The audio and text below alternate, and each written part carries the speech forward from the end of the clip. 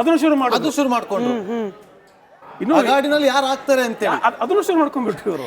ನೀವು ಮುಖ್ಯಮಂತ್ರಿ ಆಯ್ಕೆ ಬಗ್ಗೆ ಮಾತನಾಡ್ತಿದ್ರಿ, ಈಗ ಬಿಟ್ಕೊಡ್ಲೇಬೇಕಾಗತ್ತೆ ಬಿಜೆಪಿಗೆ ಅಂತ ಹೇಳಿ. ಬಟ್ ನನ್ಗಿರೋದು ಬಿಜೆಪಿಯಿಂದ ಮುಖ್ಯಮಂತ್ರಿಯನ್ನ ಮಾಡ್ಬಿಟ್ರೆ ಸುಮ್ಮನೆ ಇರ್ತಾರ? ಈಗ ಆಪ್ಷನ್ ಇನ್ನೊಂದು ಇದೆ, ಇಟ್ಸ್ ಓಪನ್, ಲೈಕ್ ಆ ಕಡೆನೂ ಓಪನ್. ಆದ್ರೆ bargaining, it's always a bargaining. ಈ ಬಾರ್ಗೇನಿಂಗ್ ಅಲ್ಲಿ ಏನಾಗುತ್ತೆ ಅಂದ್ರೆ ಸಾರಿ ಸರ್, ಕಾಂಗ್ರೆಸ್ ಅಭ್ಯರ್ಥಿಗೆ ಭರ್ಜರಿ ಗೆಲುವು, ಶಿಗ್ಗಾವಿಯನ್ನ ಕೂಡ ಕಳೆದುಕೊಳ್ತು ಬಿಜೆಪಿ. ಬಿಜೆಪಿಯ ಭದ್ರಕೋಟೆಯಾಗಿದ್ದ ಶಿಗ್ಗಾವಿ ಇದೀಗ ಕಾಂಗ್ರೆಸ್ ಪಾಲು. ಭರತ್ ಬೊಮ್ಮಾಯಿ ಅವರಿಗೆ ಹಿನ್ನಡೆ. ಕಾಂಗ್ರೆಸ್ ಅಭ್ಯರ್ಥಿ ಯಾಸರ್ ಪಠಾಣ್ ಭರ್ಜರಿ ಗೆಲುವನ್ನ ದಾಖಲಿಸಿದ್ದಾರೆ. ಗೆಲುವಿನ ಬಗ್ಗೆ ಅಧಿಕೃತ ಘೋಷಣೆಯೊಂದೇ ಬಾಕಿ ಇದೆ. ಆದರೆ ಗೆಲುವಿನ ಅಂತರ, ಮುನ್ನಡೆಯ ಅಂತರವನ್ನ ಗಮನಿಸಿದ್ರೆ ಬಹುತೇಕ ಕಾಂಗ್ರೆಸ್ ಅಭ್ಯರ್ಥಿಯ ಗೆಲುವು ಶತಸಿದ್ಧ ಅನ್ನೋ ರೀತಿಯಲ್ಲೇ ಅಲ್ಲಿ ಚಿತ್ರಣ ಕಂಡು ಬರ್ತಾ ಇದೆ. ಕಾಂಗ್ರೆಸ್ನಿಂದ ಮುಸ್ಲಿಂ ಅಭ್ಯರ್ಥಿಗೇನೆ ಟಿಕೆಟ್ ಕೊಟ್ಟಿದ್ರ ಬಗ್ಗೆ ಕೂಡ ಸಾಕಷ್ಟು ಚರ್ಚೆ ಆಗ್ತಾ ಇತ್ತು. ಅನೇಕ ಬಾರಿ ಕೊಟ್ಟು ಕೈ ಸುಟ್ಕೊಂಡಿದ್ದಾರೆ. ಈ ಬಾರಿ ಕೂಡ ಬೇಕಾ ಅಂತ ಹೇಳಿ ಜಮೀರ್ ಅಹಮದ್ ಖಾನ್ ಅವರು ವಿಶೇಷವಾಗಿ ಡಿಮಾಂಡ್ ಇಟ್ಟಿದ್ರು. ಇಲ್ಲ, ಈ ಸಮುದಾಯಕ್ಕೇನೆ ಪ್ರಾತಿನಿಧ್ಯ ಬೇಕು. ಜಮೀರ್ ಅವ್ರ ವಾದ ಇಲ್ಲೂ ಗೆದ್ದಂಗಾಯ್ತು. ಅಂದ್ರೆ ಇಲ್ಲಿ ಗೆದ್ದಿದ್ ಯಾರು? ಸಿದ್ದರಾಮಯ್ಯ ಅವರ ಕಾಂಗ್ರೆಸ್, ಜಮೀರ್ ಅಹಮದ್ ಖಾನ್ ಅಂತ? ಇಲ್ಲಿ ಒಂದ್ ರೀತಿಯಲ್ಲಿ ನೋಡೋದಾದ್ರೆ ಕಾಂಗ್ರೆಸ್ ಪಕ್ಷದ ಏಕೀಕೃತ ಎಫರ್ಟ್ ಅಲ್ಲಿ ಕಾಣಿಸ್ತು. ಯಾಕಂದ್ರೆ ಮುಖ್ಯಮಂತ್ರಿಗಳು ಹೋದ್ರು, ಹಾಗೆ ಅಲ್ಲಿ ಇಡೀ ಕ್ಯಾಬಿನೆಟ್ನ ಬಹುತೇಕರು ಅಲ್ಲಿ ನಿಂತುಬಿಟ್ಟು ಚುನಾವಣೆಯನ್ನ, ಪ್ರಚಾರ ಕಾರ್ಯವನ್ನ ಮುನ್ನಡೆಸ್ಕೊಂಡು ಹೋಗಿದ್ರು. ನಾನು ಇದಕ್ಕೂ ಕೂಡ ವೆಂಕಟೇಶ್ ದೊಡ್ಡೇರಿ ಸರ್ನೇ ಪ್ರಶ್ನೆ ಕೇಳಿಬಿಟ್ಟು ಮುಂದುವರಿಸ್ತೀನಿ. ಇದ್ದಿದ್ದು ಒಂದು ಕ್ಷೇತ್ರ ಕೈಯಲ್ಲಿ, 3ರ ಪೈಕಿ ಅದನ್ನು ಕಳ್ಕೊಂಡ್ರಿ. ನೋಡಿ, ಭಾರತೀಯ ಜನತಾ ಪಾರ್ಟಿ ಅತ್ಯಂತ ವಿನಮ್ರತೆಯಿಂದ ಮತದಾರ ಪ್ರಭು ಕೊಟ್ಟಂತಹ ಒಂದು ಆದೇಶವನ್ನ ಸ್ವೀಕಾರ ಮಾಡುವಂಥದ್ದು. ಯಾಕಂದ್ರೆ ನಿಮಗೆ ಆಪ್ಷನ್ ಇಲ್ಲ ಇವಿಎಂ ದೋಷಣೆ ಮಾಡಕ್ಕೆ. ಅಲ್ಲ, ಇವಿಎಂ ದೋಷಣೆ ಮಾಡಕ್ಕೆ ನಿಮಗೆ ಆಪ್ಷನ್ ಇಲ್ಲ. ಹಗಲು ರಾತ್ರಿ ಈ ಪಕ್ಷವನ್ನ ಇಷ್ಟೊಂದು ಅತ್ಯಂತ ಹೆಚ್ಚು ಮತಗಳನ್ನು ಗಳಿಸಿ ಪಕ್ಷ ಮುನ್ನಡೆಯಲಿಕ್ಕೆ ಕಾರ್ಯಕರ್ತರಾದಂಥ ಸಾಮಾನ್ಯ ಕಾರ್ಯಕರ್ತರು, ನಮ್ಮ ಪಕ್ಷದ ಅಧ್ಯಕ್ಷರಾದ ವಿಜೇಂದ್ರ ಅವರು ಮತ್ತು ರಾಷ್ಟ್ರ ಮತ್ತು ರಾಜ್ಯ ನಾಯಕರಿಗೆ ನಾನು ಅಭಿನಂದನೆ ಸಲ್ಲಿಸ್ತೇನೆ. ತಮಗೆ ಗೊತ್ತಿದೆ, ಒಂದು ಆಡಳಿತ ಪಕ್ಷ ಇದ್ಕೊಂಡು ಇಷ್ಟು ಸಣ್ಣ ಸಣ್ಣ ಅಂತರದಲ್ಲಿ ಬೀಗುವಂಥ ಒಂದು ವಿಚಾರ ಏನಲ್ಲ. ನೀವು 56,000 ಕೋಟಿ ರೂಪಾಯಿ ಗ್ಯಾರಂಟಿಗೆ ಏನು ಹೇಳ್ತಿದ್ರಿ, ಅದನ್ನು SC ST ಹಣದ 25,000 ಕೋಟಿ ಹಣವನ್ನು ಗೆದ್ದು ಗ್ಯಾರಂಟಿ ಮಾಡ್ತಾ ಇರ್ತಕ್ಕಂಥದ್ದು, ಮತ್ತು ಅಭಿವೃದ್ಧಿ ಶೂನ್ಯವಾಗಿರ್ತಕ್ಕಂಥದ್ದು. ಕಾಂಗ್ರೆಸ್ ಪಕ್ಷ ಈ ಒಂದು ಹಗರಣಗಳಲ್ಲಿ ಗೆಲ್ಬೇಕಿತ್ತಲ್ಲ ಸರ್, ನೀವು ಗೆಲ್ಬೇಕಿತ್ತಲ್ವಾ? ಈ ಏನು ರಿಸೋರ್ಸಸ್ ಇದೆ, ರಾಜ್ಯದ ರಿಸೋರ್ಸಸ್ ಏನಿದೆ, ಆಡಳಿತ ವ್ಯವಸ್ಥೆ ಇದೆ, ಮತ್ತು ಮಂತ್ರಿಗಳನ್ನು ಒಂದು ಏರಿ ಓಣಿಗೆಲ್ಲ ಒಬ್ಬೊಬ್ಬರು ಮಂತ್ರಿ ಹೆಚ್ಚು ಕಡಿಮೆ ಅಂದರೆ ಒಂದು 5,000 ಮತಗಳನ್ನ ತಗೊಂಡಿದ್ರೆ ಬಂಗಾರ ಹನುಮಂತವರು ಗೆಲ್ಲುವಂಥ ಒಂದು ವಾತಾವರಣ ಇತ್ತು. 9,500 ಲೀಡೇನು ಬಂದಿದೆ. ಅದರಲ್ಲಿ ಕೇವಲ 5,000 ಮತಗಳನ್ನು ಮಾತ್ರ ನಾವು ತಗೊಂಡಿದ್ರೆ ಅಟ್ಲೀಸ್ಟ್ ಒಂದು 500 ಮತಗಳಲ್ಲಿ ಗೆಲ್ಲುವಂಥ ಒಂದು ವಾತಾವರಣ.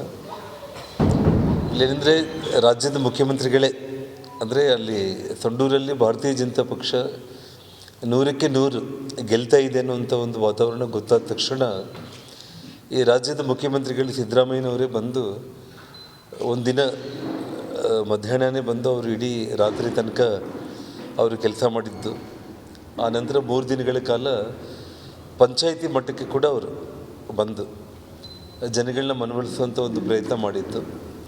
ಮತ್ತು ಸುಮಾರು ಒಂದು 100 ಕೋಟಿಗೂ ಕೂಡ ಹೆಚ್ಚು ಹಣ ಅವರು ಖರ್ಚು ಮಾಡಿದ್ದು ಎಲ್ಲರ ಕಣ್ಮುಂದೆ ಕೂಡ ಇರುವಂಥದ್ದು. ಅಂದರೆ ಹಣಬಲ ಮತ್ತು ತೋಳ್ಬಲ ಅಂತಂದರೆ ಅಧಿಕಾರಿಗಳನ್ನು ದುರುಪಯೋಗ ಮಾಡಿಕೊಂಡು, ನಾನು ಸಾರ್ವಜನಿಕ ಮೀಟಿಂಗಲ್ಲೇ ಮಹೇಶ್ ಗೌಡ್ ಅನ್ನೋ ಒಬ್ಬ ಸರ್ಕಲ್ ಇನ್ಸ್ಪೆಕ್ಟರ್ ಬಗ್ಗೆ ನಾನು ಬಹಿರಂಗವಾಗಿ ಮಾತಾಡಿದ್ದು ತಮ್ಮ ಮಾಧ್ಯಮಗಳೆಲ್ಲರೂ ಕೂಡ ತಾವು ನೋಡಿದ್ದೀರ. ತಾವು ಒಬ್ಬ ಸರ್ಕಲ್ ಇನ್ಸ್ಪೆಕ್ಟ್ರೇ ಪ್ರತಿಯೊಬ್ಬ ಕಾರ್ಯಕರ್ತರನ್ನು ಕೂಡ ಫೋನ್ ಮಾಡಿ ಹೆದರಿಸುವಂಥದ್ದು.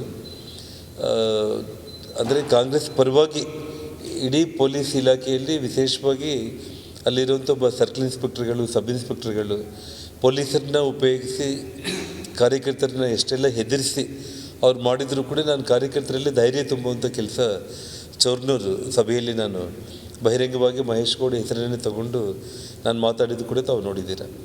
ಸೊ ಎಲ್ಲ ರೀತಿಯಲ್ಲಿ ಅವರ ಶಕ್ತಿಯನ್ನು ಮೀರಿ ಅವರು ಎಲ್ಲ ಒಂದು ಅಧಿಕಾರ ದುರುಪಯೋಗ, ಹಣದ ಬಲ ಇದೆಲ್ಲದನ್ನು ಕೂಡ ಮಾಡಿದರೂ ಕೂಡ ಸಂಡೂರು ಜನರು ಬಂಗಾರ ಹನುಮಂತವರಿಗೆ 83,000 ಮತಗಳನ್ನು ಕೊಡೋದ್ರ ಮೂಲಕ ಇನ್ನೊಂದು 5,000 ಮತಗಳು ಬಂದಿದ್ರೆ ಇನ್ನೇನು ಗೆದ್ದು ಬಿಡ್ತಾ ಇದ್ದರು ಅನ್ನೋ ಹಂತಕ್ಕೆ ಅವರೇನು ತೊಗೊಂಡು ಬಂದಿದ್ದಾರೆ. ಸಂಡೂರು ಜನರ ಒಂದು ಋಣ ಮತ್ತು ಅಲ್ಲಿ ನನ್ನ ಭಾರತೀಯ ಜನತಾ ಪಕ್ಷ ಕಾರ್ಯಕರ್ತರು ಏನಿವತ್ತು ದುಡಿದಿದ್ದಾರೆ, ಇವತ್ತು ನಾವು ಯಾವುದೇ ಒಂದು ಕಾರಣಕ್ಕೂ ಕೂಡ ಯಾವುದೇ ಒಬ್ಬ ಕಾರ್ಯಕರ್ತರಿಗೆ ಅವರು ಧೃತಿಗೆಡದೇನೆ ಅವರ ಜೊತೆಯಲ್ಲಿ ರಾತ್ರಿ ಹಗಲು ಕೂಡ ಏನೇ ಕಷ್ಟ ಸುಖ ಇದ್ದರೂ ಕೂಡ ಅವ್ರ ಜೊತೆಯಲ್ಲಿದ್ದು ಬರೋ 28 ಚುನಾವಣೆಯಲ್ಲಿ ಅಖಂಡ ಬಳ್ಳಾರಿ ಜಿಲ್ಲೆಯಲ್ಲಿ ಸಂಡೂರು ಸೇರಿದಂತೆ 10 ವಿಧಾನಸಭಾ ಕ್ಷೇತ್ರಗಳಲ್ಲಿ ಗೆಲ್ಲುವಂಥ ಒಂದು ಕೆಲಸ ಆಗೇ ಆಗುತ್ತೆ ನಮ್ಮಿಂದ ಅನ್ನುವಂಥ ಭರವಸೆ ನನಗಿದೆ.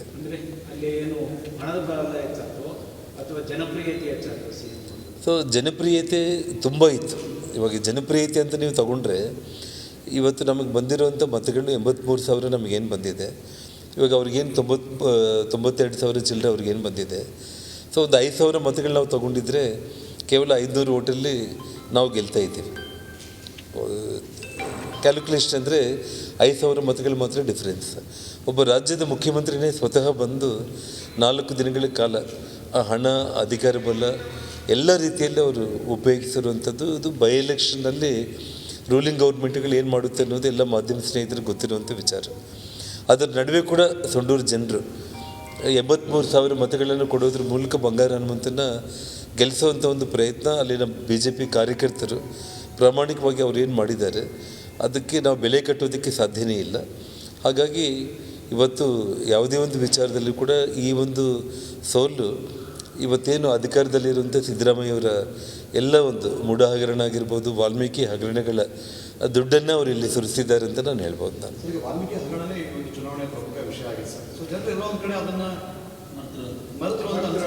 ಅದನ್ನು ನೋಡಿ, ನಾನು ಒಂದು ವಿಷಯ ಹೇಳ್ತೀನಿ ನಾನು ನಿಮಗೆ. ಇವತ್ತು ಹಗರಣಗಳು ಮತ್ತೊಂದು ಬ್ರೇಕಿಂಗ್ ಅಪ್ಡೇಟ್ ಲಭ್ಯವಾಗ್ತಾ ಇದೆ. ನಿಖಿಲ್ ಕುಮಾರಸ್ವಾಮಿ ವಿರುದ್ಧ ಗೆದ್ದು ಬೀಗಿದ CP Yogeshwar. Channapatna by election ಬಹಳ ಕುತೂಹಲಕ್ಕೆ ಕಾರಣವಾಗಿತ್ತು. ಈಗ ತೆರೆ ಬೀಳ್ತಾ ಇದೆ. CP ಯೋಗೇಶ್ವರ್ ಅವರು ಗೆದ್ದು ಬೀಗಿದ್ದಾರೆ. ಇನ್ಫ್ಯಾಕ್ಟ್ ನಾಗೇಂದ್ರ ಬಾಬುನೇ ಗ್ರೌಂಡ್ ರಿಪೋರ್ಟ್ ಹೋಗಿದ್ರು. ತುಂಬಾ ಜನ ನಿಖಿಲ್ ಕುಮಾರಸ್ವಾಮಿ ಗೆಲ್ಲಬಹುದು ಅನ್ನೋ ರೀತಿಯಲ್ಲಿ ವಿಶ್ವಾಸ ಇತ್ತು. ಆದ್ರೆ ಎಲ್ಲೋ ಒಂದ್ ಕಡೆ ಕೆರೆ ನೀರು CP ಯೋಗೇಶ್ವರ್ಗೆ ಕೈ ಹಿಡಿತು, ಕೈ ಹಿಡಿದಿದೆ, ಕೆರೆ ಹಿಡಿದಿದೆ. ಸರ್ ಒಂದು ನಾನು ನಿಮಗೆ ಒಂದು ಪ್ರಶ್ನೆ ಕೇಳ್ಬೇಕು ಸರ್. ಆಗ್ಲೇ ವೆಂಕಟೇಶ್ ದೊಡ್ಡೇರಿ ಅವ್ರಿಗೆ, ನೀವು ಲೋಕಸಭಾ ಚುನಾವಣೆಯಲ್ಲಿ ಯಾವ ರೀತಿಯಾಗಿ ಮೈತ್ರಿ ಪ್ರಚಾರ ಮಾಡ್ತಲ್ಲ ಆ ರೀತಿಯಾಗಿ ಇಲ್ಲಿ ಪ್ರಚಾರ ಮಾಡಲಿಲ್ಲ, ಎಲ್ಲ ಹಂಚ್ಕೊಂಡ್ಬಿಟ್ರಿ. ಹಾಗಾಗಿ ಎಲ್ಲೋ ಒಂದು ಕಡೆ ಒಗ್ಗಟ್ಟು ಪ್ರದರ್ಶನ ಕಾಣದೇ ಇದ್ದಂಥ ಹಿನ್ನೆಲೆಯಲ್ಲಿ ಈ ರೀತಿ ಅಂತ ಹಿನ್ನಡೆ ಆಯ್ತು ಅಂತ ಒಪ್ಕೊಳ್ತೀರಾ? ಇಲ್ಲ ನೋಡಿ, ಕುಮಾರಸ್ವಾಮಿ ಅವರು ಚನ್ನಪಟ್ಟಣ ಬಿಟ್ಟು ಎಲ್ಲೂ ಬರಲಿಲ್ಲ, ಜನಾರ್ದನ್ ರೆಡ್ಡಿ ಅವರು ಸಂಡೂರು ಬಿಟ್ಟು ಬರಲಿಲ್ಲ, ಬೊಮ್ಮಾಯಿ ಅವರು ಇಲ್ಲಿ ಬಿಟ್ಟು ಎಲ್ಲೂ ಬರಲಿಲ್ಲ. ಈ ತರ ಹಂಚ್ಕೊಂಡಿದ್ದ ಕಾರಣಕ್ಕಾಗಿ ಎಲ್ಲ ಒಟ್ಟೊಟ್ಟಿಗೆ ಕಾಣಿಸ್ಕೊಂಡಿದೆ. ನಮ್ಮ ರಾಜ್ಯಾಧ್ಯಕ್ಷರು ಎಲ್ಲ ಕಡೆ ಹೋಗಿ ಕೆಲಸ ಮಾಡಿದ್ದಾರೆ. ರಾಜ್ಯಾಧ್ಯಕ್ಷರು ವಿಜೇಂದ್ರ ಅವರು ಬಂದು ಕೆಲಸ ಮಾಡಿದ್ದಾರೆ. ರಾಷ್ಟ್ರದ ಪ್ರಮುಖ ನಾಯಕರಾದಂಥ ಎಲ್ಲ ನಾಯಕರು ಕೂಡ ಚನ್ನಪಟ್ಟಣಕ್ಕೆ ಬಂದಿದ್ದಾರೆ. ಅದೇ ರೀತಿ ಎಲ್ಲ ಕಡೆ ಹೋಗಿ ಕೆಲಸ ಮಾಡಿದ್ದಾರೆ. ಅದೊಂದು ತಪ್ಪು ಕಲ್ಪನೆ ಆಗ್ತದೆ. ಏನಂತ ಹೇಳಿದ್ರೆ BJPನವರು ಮತ್ತೆ ಎಲ್ಲ ಬಂದು ಕೆಲಸ ಮಾಡಲಿಲ್ಲ ಅಂತ ಒಂದು ಹೇಳಂತದ್ದು ಒಂದು ತಪ್ಪು ಸಂದೇಶ. ವೆಂಕಟೇಶ್ ದೊಡ್ಡೇರಿ ಸರ್ನ ಕಳ್ಸೋಕ್ ಮುಂಚೆ ಅಶೋಕ್ ಗೌಡ್ರು ಜಾಯಿನ್ ಆಗ್ತಾರೆ ನಂತರದಲ್ಲಿ. ನಿಮ್ಮ ನರೇಟಿವ್ ಇಲ್ಲ, ನನಗಿರೋ ಕುತೂಹಲ ಇನ್ನು ಮುಂದೆ ನಿಮ್ಮ ನರೇಟಿವ್ಗಳಿಗೆ ಕಾಂಗ್ರೆಸ್ ಕಡೆಯಿಂದ ಯಾವುದೇ ರೀತಿಯ I don't know how to say this. Change ಮಾಡ್ಕೊಳ್ಬೇಕಾದ ಅನಿವಾರ್ಯತೆ ಬಂತ ರಾಜ್ಯದಲ್ಲಿ BJP ನರೇಟಿವ್. ಗೆಲುವು ಒಂದು ತಾತ್ವಿಕ ಗೆಲುವಾಗಿರ್ಬೋದು ಕಾಂಗ್ರೆಸ್ಗೆ. ಏನು ಒಂದು ಅಂತರ ಏನಿದೆ, ತುಂಬಾ ಬಹಳಷ್ಟು ಅಂತರದಲ್ಲಿ ಮುಖ್ಯಮಂತ್ರಿಗಳು, ಉಪಮುಖ್ಯಮಂತ್ರಿಗಳೇ ತಾತ್ವಿಕ ಗೆಲುವು, ನಿಮಗೆ ತಾತ್ವಿಕ ಸೋಲು ಅಂತ ಆಗುತ್ತಲ್ಲ, ಆಗ್ಬೋದು. ನಾವು ಅದನ್ನು ಹೇಳಿದ್ದೀನಿ. ನಾನು ಭಾರತೀಯ ಜನತಾ ಪಾರ್ಟಿ ಮತದಾರ ಪ್ರಭು ಕೊಟ್ಟಂತ ಒಂದು ಇದನ್ನ ಅತ್ಯಂತ ವಿನಮ್ರತೆಯಿಂದ ಒಪ್ಕೊಳ್ಳೋದ್ರ ಜೊತೆಗೆ ಭಾರತೀಯ ಜನತಾ ಪಾರ್ಟಿ ಈ ಒಂದು ಏನು ಕಾಂಗ್ರೆಸ್ನ ಹಗರಣಗಳೇನಿದೆ ಮತ್ತೆ ಈ ಏನು ವಕ್ ಭೂಮಿ, ಮಠಗಳದ್ದು, ದೇವಸ್ಥಾನಗಳದ್ದು, ರೈತರ ಭೂಮಿನ ಕಿತ್ಕೊಂಡು ಮಾಡ್ತಿದ್ದಾರೆ. ಅದೇ ರೀತಿ ಹಿಂದುತ್ವ ಏನಿದೆ, ಸಮರ್ಪಕವಾದಂತಹ ವಿರೋಧ ಪಕ್ಷವಾಗಿ ನಾವು ಕೆಲಸ ಮಾಡ್ತೇವೆ. ನಾವು ಜನರ ಮಧ್ಯದಲ್ಲಿ ಕೆಲಸ ಮಾಡಿ